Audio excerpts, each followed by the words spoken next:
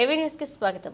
అంగన్వాడీలో పలు సమస్యలు రాష్ట్ర ప్రభుత్వం తక్షణమే తీర్చాలని రాష్ట్ర అంగన్వాడీ శాఖ పిలుపు మేరకు సోమవారం పాలకుర్తి నియోజకవర్గంలోని తొర్రూరు డివిజన్ కేంద్రంలో స్థానిక ఎమ్మెల్యే కార్యాలయం ముందు సిఐటియు ఆధ్వర్యంలో అంగన్వాడీ తమ సమస్యలను పరిష్కరించాలని నిరసన కార్యక్రమాన్ని చేసి తదనంతరం కాంగ్రెస్ పార్టీ కార్యాలయ ఇన్ఛార్జ్ మరియు ఎమ్మెల్యే వ్యక్తిగత సహాయకురాలు ఎల్ శ్రీలతకు పలు డిమాండ్లతో కూడిన వినతి పత్రాన్ని అంగన్వాడీలు అందజేయడం జరిగింది.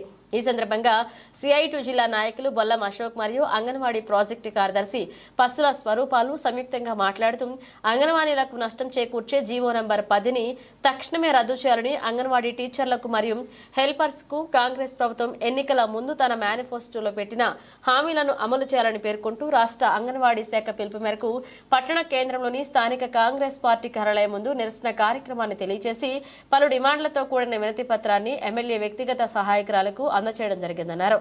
ఈ కార్యక్రమంలో అంగన్వాడీలో సుకన్య, మంజుల, ఝాన్సీ, సైబాది మరియు అంగన్వాడీ హెల్పర్లు పాల్గొన్నారు. అక్టోబర్ 4వ తారీఖు వరకు కూడా మేము సమ్మె చేయడం జరిగింది. 24 రోజులు. ఆ సమ్మెలో అనేక రకాల డిమాండ్లతోటి మేము ఒక 24 రకాల డిమాండ్లతోటి కూడా మేము సమ్మెలో కూర్చోవడం జరిగింది.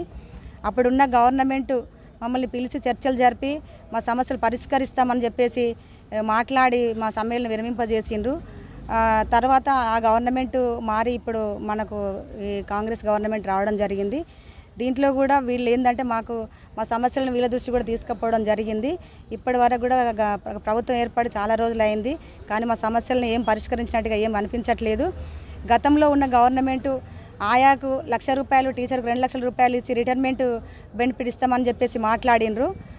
దానికి మేము ఓకే అని ఒప్పుకోవడం జరిగింది. ఇప్పుడు కనీసం ఏ యూనియన్లు పిలవకుండానే ఈ గవర్నమెంటు జీవో నెంబర్ 10ని తీసుకురావడం జరిగింది. ఆ జీవో నెంబర్ 10 ఉద్దేశం ఏంటంటే ఆయాలకు రిటైర్మెంటు 65 సంవత్సరాలు నిండిన వాళ్ళకు రిటైర్మెంట్ ఇస్తున్నాము, ఆయాకు 50,000, టీచర్కు ₹1,00,000 అని చెప్పేసి మాట్లాడడం జరిగింది. దానికి మా సంఘంగా మేము ఒప్పుకోవడం లేదు.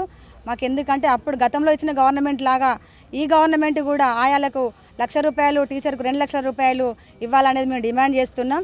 అంతేకాకుండా ఇంకా మమ్మల్ని ప్రభుత్వ ఉద్యోగులకు గుర్తించాలి, మాకు కనీస వేతనం 26,000 ఇవ్వాలి. సంవత్సరాల తరబడి కూడా మేము ఈ సంస్థలోనే పనిచేయడం జరుగుతుంది. కనీసం మా శ్రమను ఎవరు కూడా గుర్తించట్లేరు. ఏ గవర్నమెంట్ వచ్చినా కూడా మా శ్రమను గుర్తించట్లేదు. మా శ్రమను గుర్తించి దానికి ఫలితంగా మాకు కనీస వేతనం 26,000 ఇచ్చి మమ్మల్ని ప్రభుత్వ ఉద్యోగులకు గుర్తించాలనేది కూడా మేము ఈ ప్రభుత్వాన్ని డిమాండ్ చేస్తున్నాం. అంతేకాకుండా మాకు గతంలో టీఏడిఏలు ఇస్తా ఉన్నాం. మిత్రులారా, అంగన్వాడీలకు నష్టం చేసేటువంటి జీవో నెంబర్ 10ని రద్దు చేసి అంగన్వాడీలను ఉపయోగపడేటువంటి కొత్త జీవోలను తీసుకురావాలని, అదేవిధంగా రిటైర్మెంట్ సందర్భంలో అంగన్వాడీలకు ₹2,00,000, ఆయాలకు ₹1,00,000 ఇస్తామని గత ప్రభుత్వం సమ్మె కాలంలో హామీనిచ్చింది. ఆ గతంలో ఉన్నటువంటి ఐసిడిఎస్ మంత్రి సత్యవతి రాథోడ్ గారు ప్రభుత్వంతో చర్చలు జరిపి ఆ విధంగా ఒప్పుకోవడం జరిగింది.